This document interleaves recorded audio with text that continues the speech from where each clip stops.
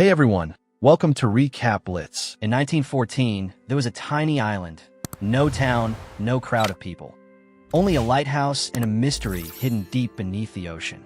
The film opens on a ship making its way across the South Atlantic, carrying David, a weather officer. He and his captain were bound for that remote island, buried in the deepest part of the Atlantic. The government had sent David there to observe the island's strange, shifting weather. He was to stay for nearly a year, collect data, understand the odd changes, then return home. After a long voyage, they reached the island. By boat, they came ashore, bringing a year's worth of food and supplies. On the island stood a lighthouse and a small house, David's new home. A previous weather officer had lived there, but his tour had ended. From that day on, David was the island's weather officer, and the old officer, Robert, would sail back with the captain. But when they entered that house, they were startled. No trace of anyone. Inside, furniture lay overturned and scattered. Perhaps someone was in the lighthouse. Without wasting time, Captain and David headed there. What they saw was strange. The lighthouse was surrounded on all sides by sharp, pointed logs, as if someone had intentionally barricaded it to keep anyone out. They knocked on the gate many times, but no one answered. Finally, they shoved the gate open and stepped inside. At the top of the lighthouse, they found a man named Gruner, lying unconscious. When David asked about the former weather officer, Gruner answered carelessly, "He's dead, some terrible illness." When pressed about the body, Gruner added, "Maybe someone killed him." David and the captain were shocked. Gruner's mind seemed unstable. But until they located Robert, there was nothing to do. The captain offered David the chance to return with him. David, however, knew that if he delivered an accurate weather report to the government, he'd be well paid, and he needed the money. He chose to stay. Before leaving, the captain gave David a gun for protection. The island seemed less safe than it appeared. After the captain sailed away, David settled into the house, making it livable. In a drawer, he found a diary belonging to the previous officer who had arrived in 1913. The diary was full of notes about the island, but many entries were unclear or unfinished. Strange animal sketches filled several pages. David wondered why they were there. Perhaps the officer, lonely, had drawn them to pass the time. One page held a photo of the officer's wife. Reading through the diary wore David out, and he fell asleep. The next morning, David began his work. But as he reached the shoreline, he stopped in his tracks. Stones between the rocks had been arranged in odd patterns, with seashells placed among them. David guessed Gruner might have done it, then resumed his weather observations. While recording data, he glanced at the lighthouse through binoculars and thought he saw another figure with Gruner. Shaking off the thought, he returned to work. Night fell, and a knock sounded on his door. Assuming it was Gruner, David called his name. No reply. Holding his lamp, he stepped forward, and eerie sounds echoed in his ears. Then he saw at the bottom of the gate a strange hand, no longer human, pushing its fingers through. Horror seized him, and he ran to the basement to hide. Moments later, the mysterious creature had entered the house and was hunting David. Through a crack in the basement wall, its terrible eyes stared at him. David grabbed a knife. As soon as the eyes appeared at the crack, he drove the blade in with all his strength. The creature screamed and fled, but it could return at any time. David bolted the basement door, tied it with rope, and spent the night awake, filled with terror. The next morning, David left the house and saw footprints in the sand, clearly not human. They led straight toward the sea. It all made sense. That was why Gruner had surrounded the lighthouse with pointed logs to keep that creature out. David realized his home was far from safe, and he might face another attack that very night. Frightened, he ran to the lighthouse, shouting to Gruner to open the gate, but Gruner refused, saying David should never have stayed. Disheartened, David returned to the house to fortify it. He boarded every window, surrounded the house with sharp logs, and piled old papers and books outside the gate, then soaked them in oil, so if the creature came again, fire might drive it off. Still, David did not yet know everything, and that night he would learn the rest. By chance, he found an old box inside the house, containing a gun and many bullets. This discovery gave him some courage, though fear still gripped him. As the sun set and darkness fell, David sat in a corner with his gun, heart racing. Suddenly, he heard a strange sound, and when he stepped toward a window, the ground seemed to shift beneath his feet. Not one, but many of those bizarre creatures rose from the water, moving toward his house. They battered the gate. David fired his bullets. Some creatures fell, but the rest grew more enraged. As they pressed against the door, David set the papers and books ablaze. The flames terrified the creatures, and they retreated to the sea. But now the fire had caught the wooden house. It spread like lightning. David wrapped himself in a sheet, broke through the gate, and escaped, hiding behind a large rock near the lighthouse. His right arm was badly burned. Just then, it began to rain. The fire died down, but by morning the house was almost completely burnt to ashes.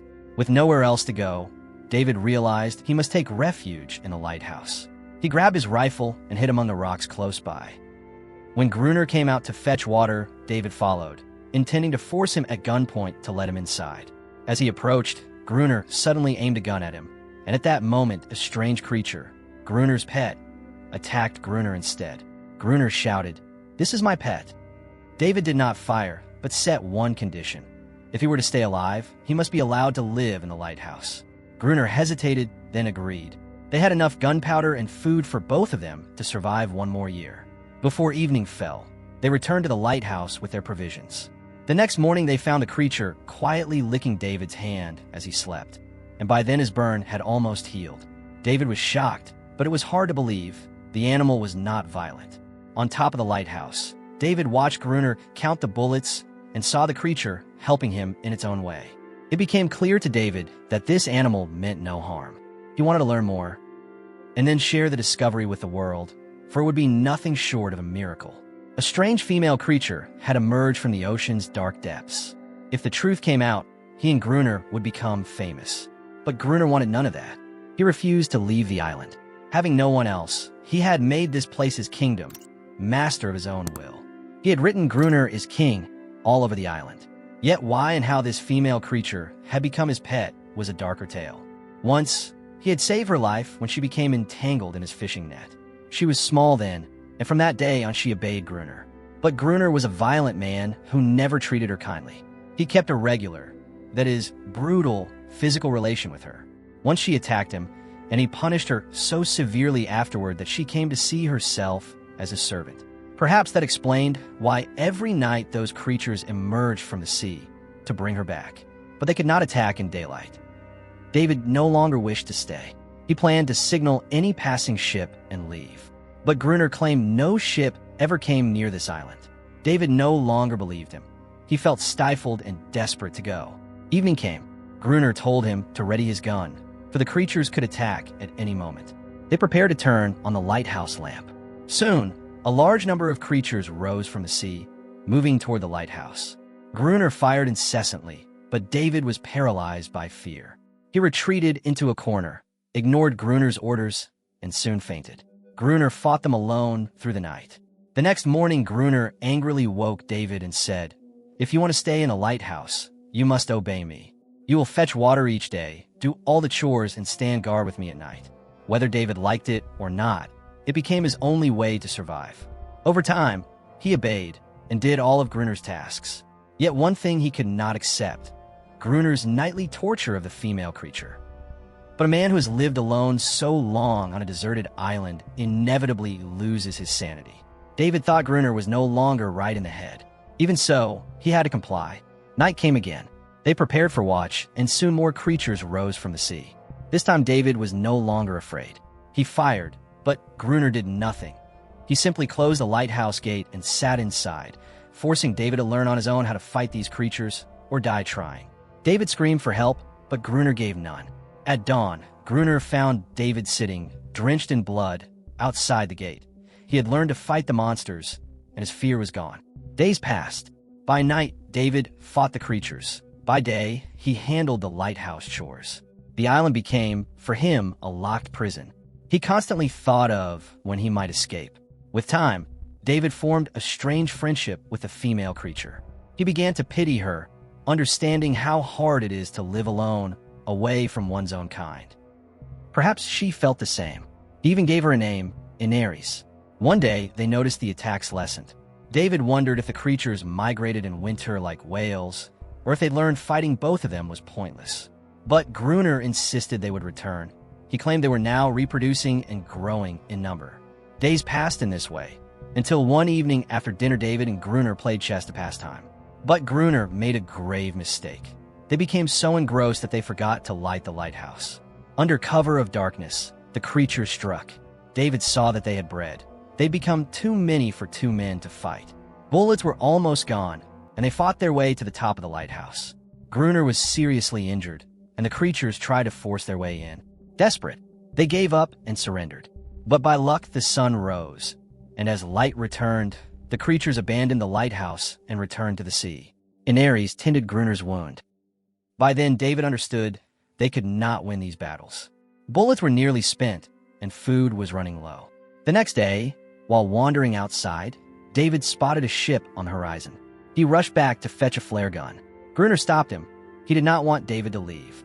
Suddenly, Ares attacked Gruner, protecting David. Gruner refused to let anyone leave.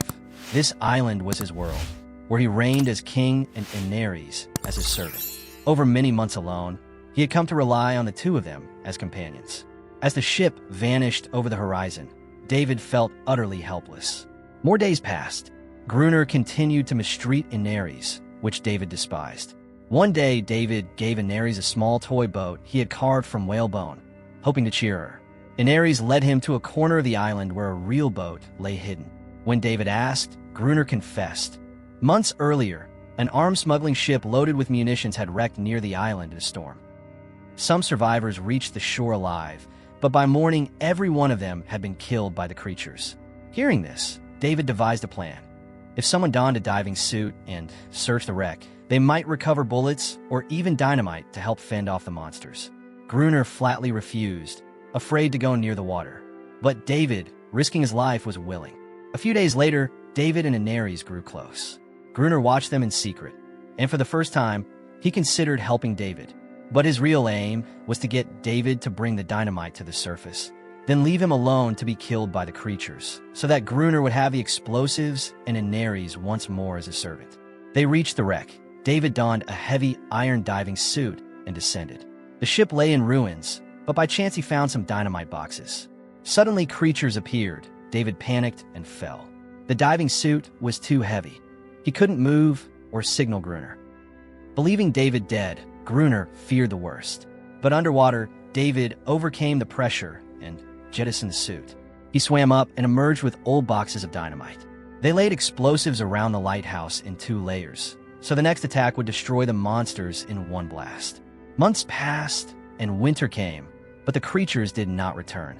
Now their main work was operating the lighthouse and keeping watch. Gruner's patience snapped. Perhaps Ares had told the others about the dynamite plan, which was why they did not attack. Enraged, Gruner beat Ares. David intervened, and together they formed a new plan.